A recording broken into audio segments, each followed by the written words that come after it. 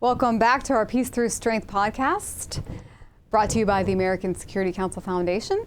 I am your host, Joy Votrobek, back with our senior fellow, Alan Dowd. Hi, Alan. How are you? Very good. Always good to chat with you, Joy. Good to sit in and talk about this issue. Yes, thank you, and thank you for your article. So today, to our listeners, we will be discussing Alan's September article called Alliances, Force-Multipliers for American Power, and how our allies have an effect on the U.S. thriving. And we're also going to talk about the Ukraine. Or say Ukraine. Yeah, sounds good. You can find all of Alan's articles on our website at www.ascf.us. You can also sign up for our newsletter, and we would encourage you to consider a member of joining the ASCF today. Welcome back, Alan, and let's get started. First of all, I think in your article I thought it was important that you noted that the U.S. was drawn into the world wars. Yes. And that this is why we have the alliance system that we have today to prevent World War III. That's right. It's I don't know what the cause of it is, Joy. You and I hear it in the things we receive, through comments and emails and things. But I don't know what the cause of the lack of appreciation for alliances is today. Of course, historically, for a large period of time, Americans saw alliances as necessary and helpful. Of course, before that, there was a time when Americans thought we shouldn't be connected to alliances anyway. So there is a back and forth. But in, let's say, the last at least 80 years, alliances, Americans had a kind of a default position that alliances helped and were key to preventing another great war, another world war. And that sense or that recognition, it seems to have eroded in the last, several years, 10 years or so, 15 years. And there's a large group of people, I think, on both sides of the political spectrum, the far left and far right, who have real doubts or questions about alliances. And so yes, this piece, I've come across that as well. I know you haven't. So this piece, I just wanted to kind of delve into that and basically kind of defend alliances and defend what they're doing today too, not just historically. And yes, and that's going to be my first question to you, but I also wanted to address in your article that you stated we're smearing longtime friends with the label free riders, and also that critics claim our alliances are a drain on the American treasury or a chain dragging America into wars, which, as we just discussed, was not the case with the two world wars, and why we have alliances today. So I have heard this argument, as you had just stated, and I'm sure our listeners have as well. So if you could speak to why this is not accurate and our alliances don't drain us, but instead it facilitates trade that profits. Right. So I'll just talk about the drain first, and then the chain in a moment. But yeah, the alliances just don't drain our treasury. I mean, is there a cost to our alliances? For sure, but I really see and I'm not alone, and it's not glib or fancy talking or fancy writing. It's truly, you can make a very clear, almost mathematical case about it being an investment. Alliances are an investment. Not only do they deter hostile regimes, not only are they bridges for us to global hotspots, but they really do enable us Americans and the United States government to protect our interests and then to promote trade and economic growth. It's been this way. I teach as an adjunct in college courses, and I remind my students, one of our first global engagements truly was about trade. Jefferson said, we're going to defend the notion that we have a right to trade. And so he built a navy or rebuilt the navy, and we went to war over really being areas being open to trade in the Mediterranean and Africa. So it goes way back, this idea that America is a trading nation, and our alliances help open up that element and and their investments in that element. I use a quote from a person who I worked very indirectly with and only directly with a few times, the General Odom, who ran the National Security Agency under Reagan, a towering figure in America and American military history, military policy. He said, the myth is that our allies make us poor by being free riders. He said, well, then how can we explain that the United States has gotten richer than its allies? Our military alliances actually lower transaction costs, and by doing so, they facilitate the vast increases in international trade from which the United States profits enormously. Our military costs really should be seen as investments that pay us back. Not surprisingly, General Odom said it better than I can, and I really do view that as a strong case for alliances. You know, the NATO alliance, the United States invests Defense Department expenditures somewhere above $36 billion per year in NATO. That's a lot of money, but what we get in exchange for that investment is pretty substantial. First and most foremost, Europe is not at war with itself. American boys and young women aren't dying to liberate allies and to liberate parts of Europe. Age-old enemies have confidence to work together, like Germany and France. And over in the Pacific, the same applies with Korea and Japan. And then states that once were constant sources of international conflict, like Germany and Japan, are now exponents of international security. All of this is kind of an outgrowth of our alliances and our investment in alliances. And the numbers, I don't think I talked about some of these numbers, Joy, in that essay, but our alliances, if you look at them as investment, the U.S. trade with EU and NATO nations is 1.6 trillion with a T annually. Wow. No, you didn't. Japan, with Japan, Korea, Australia, and the Philippines, it's over 510 billion with a B. And that just kind of underscores how that small investment, 36 billion for Europe, and it's a different number for Indo-Pacific, obviously, but leads to at least a kind of enough stability that nations, these allied nations, can trade. And really, as you know, and our listeners know, Reagan was great about reminding everybody, nations really don't trade. It's actually your family buys a TV, you're actually trading with Sony Corporation or with LG Corporation, or when you buy a Honda or when you buy a Mercedes, or it's individuals that trade, and we happen to be in the United States, but that's just a snapshot of the kind of payoff that investment gives. You know, and while you're talking about this trade and the conflicts that have happened in the past, and you said Germany and France, and it brought up to my mind the Treaty of Westphalia, which was way back in the 17th century, I believe.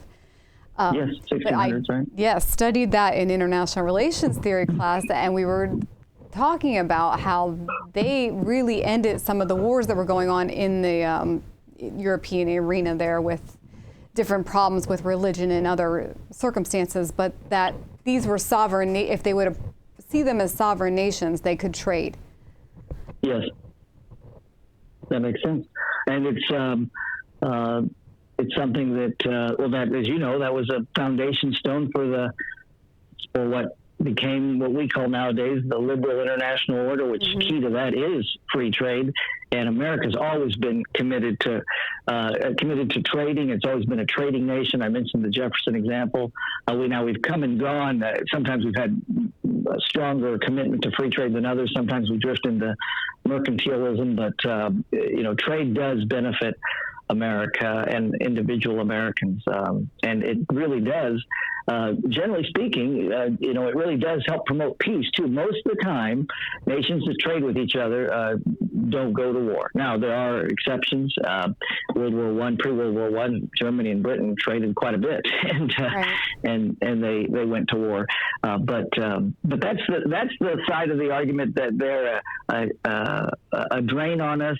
And then the side of the argument that they're a chain dragging us into wars. That's a very common thing. We hear a lot of American politicians say that those allies drag us into their wars, and I just don't think that's accurate. As you look at history, since we've had alliances and really been engaged in them, and I love what President Kennedy said, we choose to join these alliances. Nobody made us join. In fact, we created most of them. They probably wouldn't exist without the United States. So these are all done out of choice. We all see them. We saw them as in our interest. And if you just gaze back or kind of go back through history, look at the conflicts we've been involved in. The Allies didn't drag us into war. I always remind people that Woodrow Wilson in the middle of World War I said, "We have no allies." I mean, that's a direct quote. And we entered that war on our own. Our British and French did not draw us into that. Now, we had interests in Britain and France, and there were economic interests in others, which is why a lot of people like Theodore Roosevelt would say, we got to get involved in this war earlier, but that's a different podcast, right? But and then in World War II, we weren't in an alliance. Nobody drew us into that war. It was Japan's attack on an isolated outpost of an isolated America that drew us in finally into a war that it was 2 years old by that point, as you know well, and I know our listeners know. And we can go on and on and on.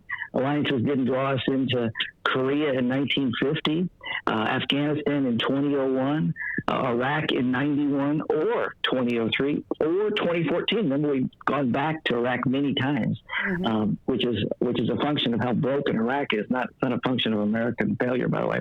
But even all those conflicts, our allies helped us.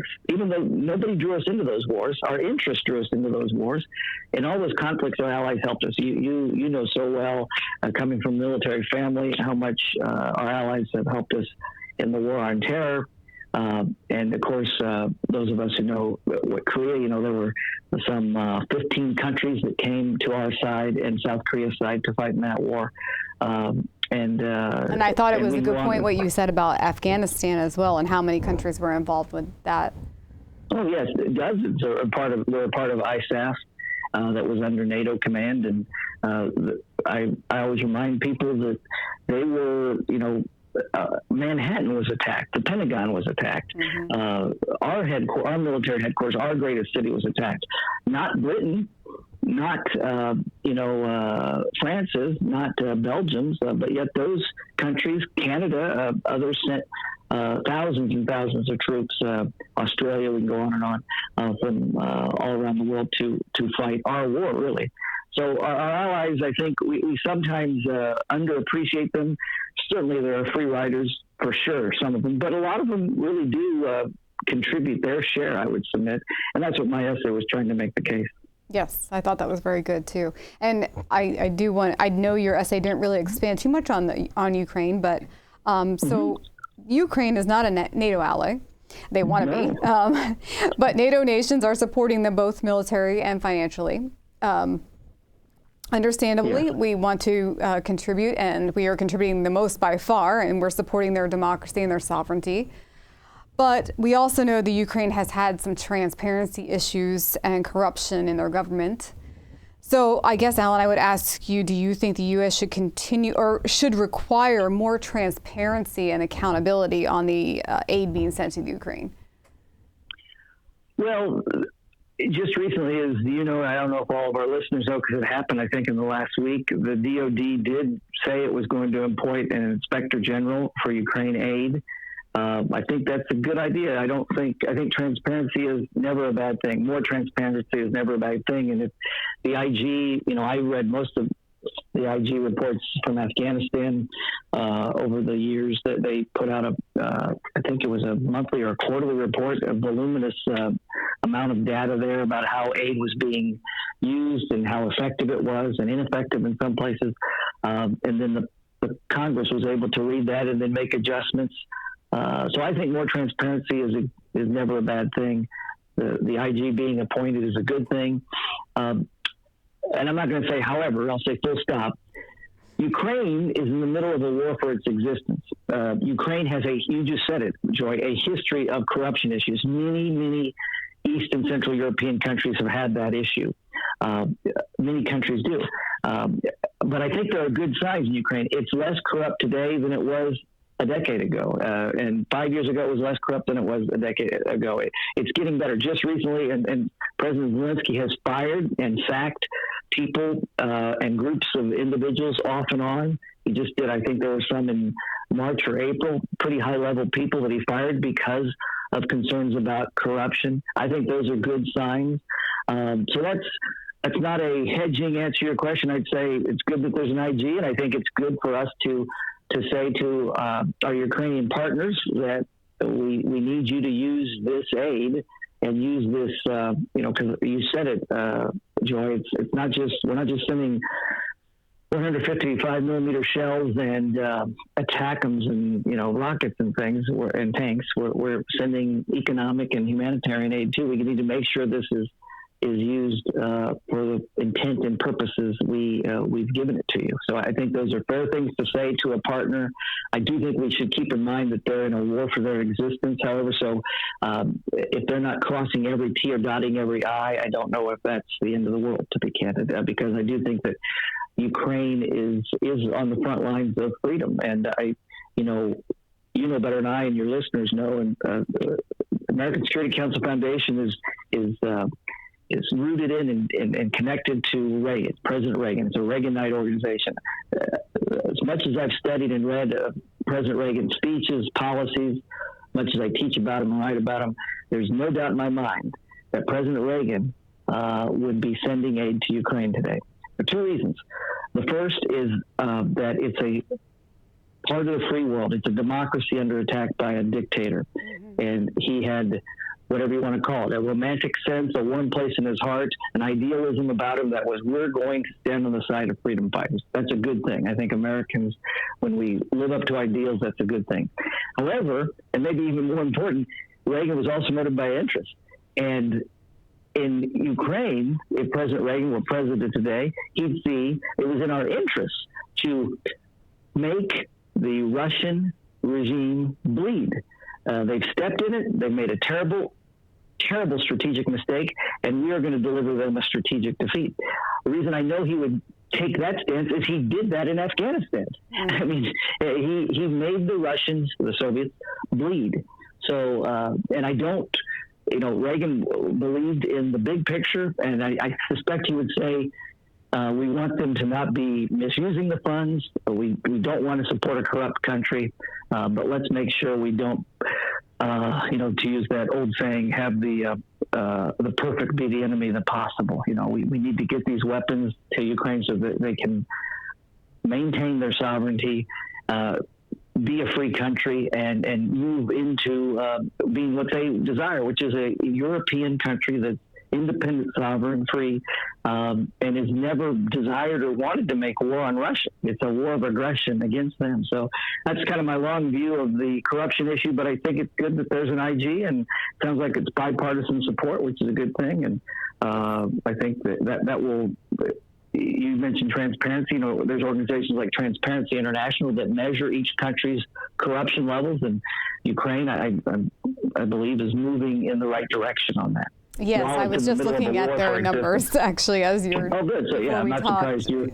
Yeah. So, but they're not good. Don't get me wrong, but they are moving in the right direction, and they are in a war for their existence.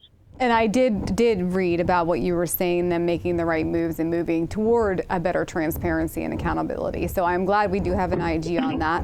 And I do see them moving in more of the right direction, maybe because they're in the limelight and Zelensky is going to have to make a move, and he certainly wants to be in NATO once this is all over and cleared. And you just said it, by the way. That's another example, Joy. You always ask good questions, make good points. NATO requires its members, before you can get into NATO membership, you've got to deal with corruption issues. You've got to deal with transparency issues. You've got to deal with border issues. You've got to deal with economic freedom issues and minority rights with majority rule. This NATO alliance elevates countries into a better place and a better position. So NATO actually promotes stability. And that's another benefit of an alliance, and Ukraine's, I think, got a ways to go. It was promised NATO membership in 2008, and I'm of the view it should be allowed to join NATO. I think it'd be difficult to do it until there is a conclusion to the war now. Yeah, and I would propose on that aspect that Russia certainly wanted to interfere in stopping that. Right. There's no doubt about that. Russia does not want NATO membership for Ukraine. But I will say this about that point, Joy. Finland is in, Sweden is soon in, and it's actually a de facto member already. It has all the protections that NATO has. I'm certain that the United States has made it clear that it will guarantee Sweden's territory and interests.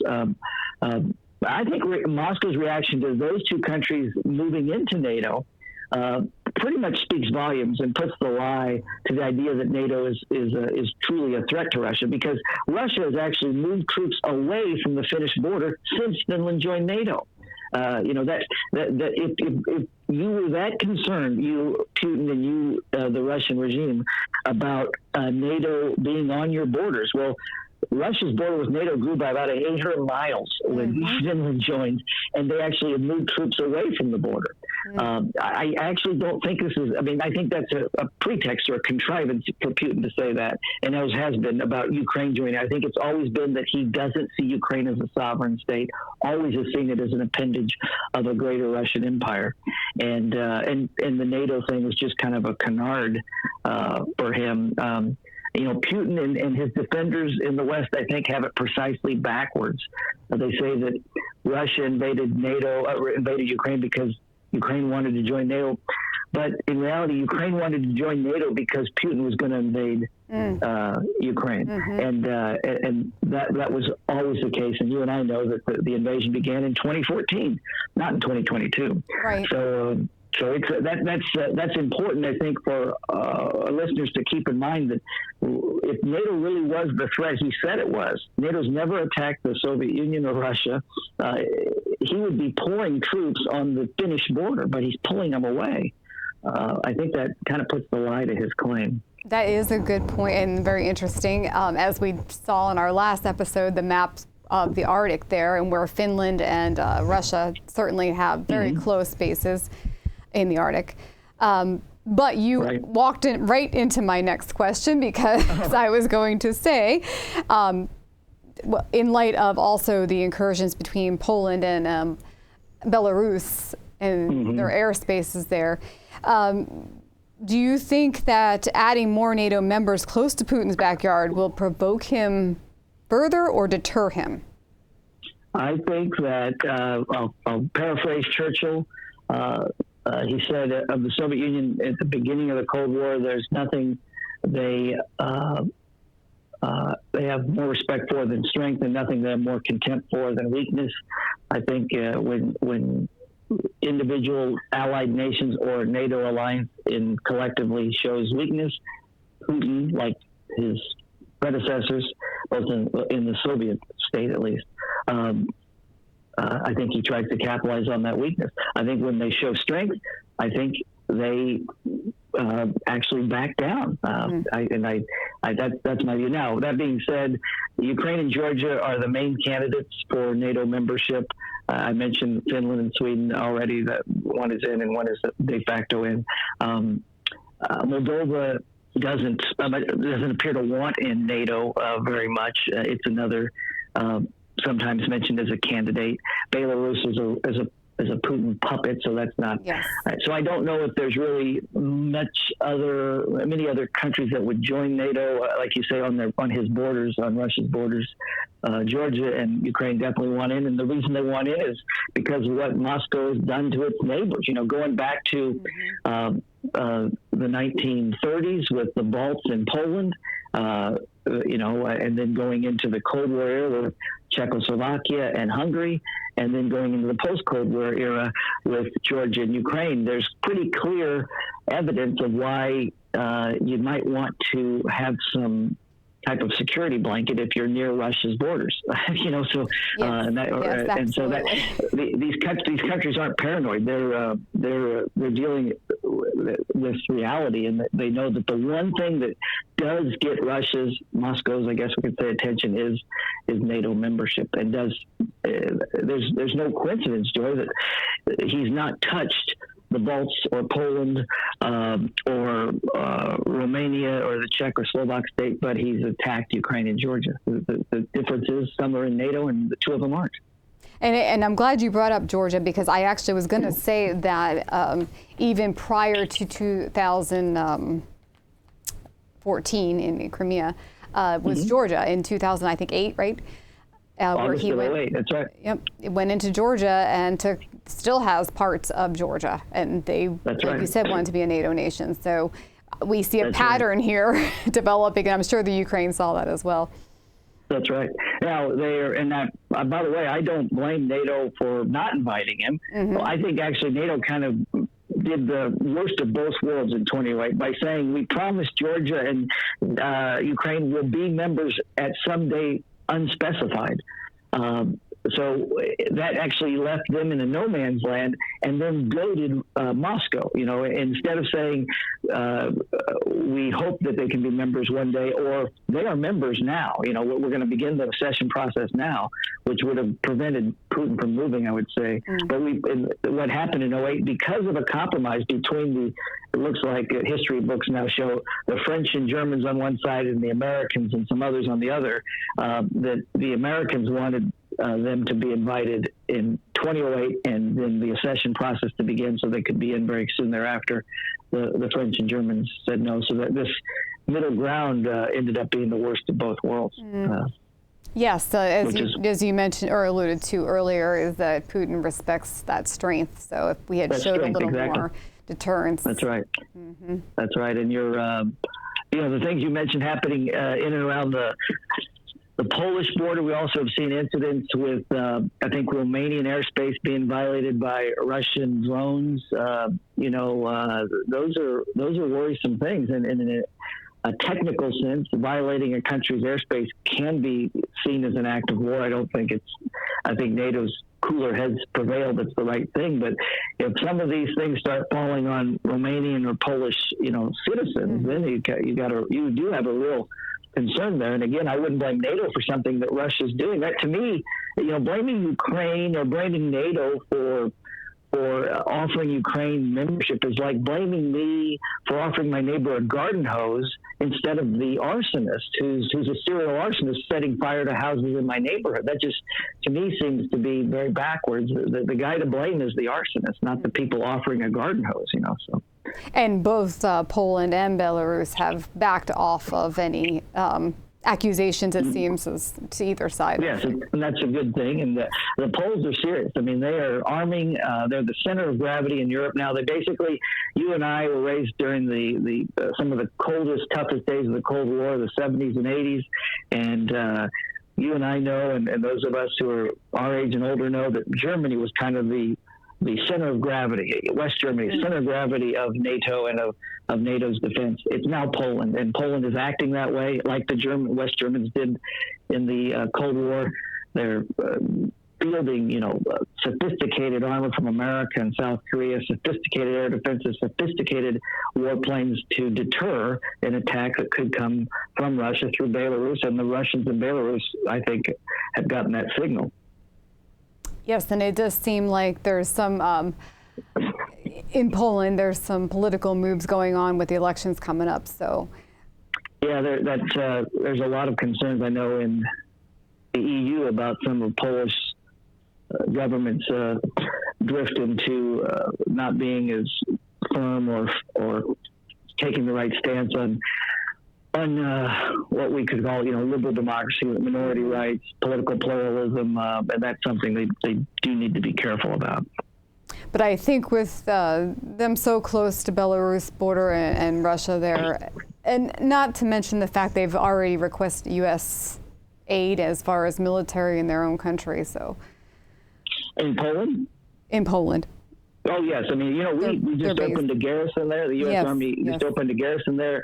I think we have 10,000 troops in Poland. I don't know if we call them permanent bases yet, but for all intents and purposes, we have what looks to be the foundation of a permanent basing in Poland, as we did in Germany, again, to deter an attack, not to wage war, but to deter war.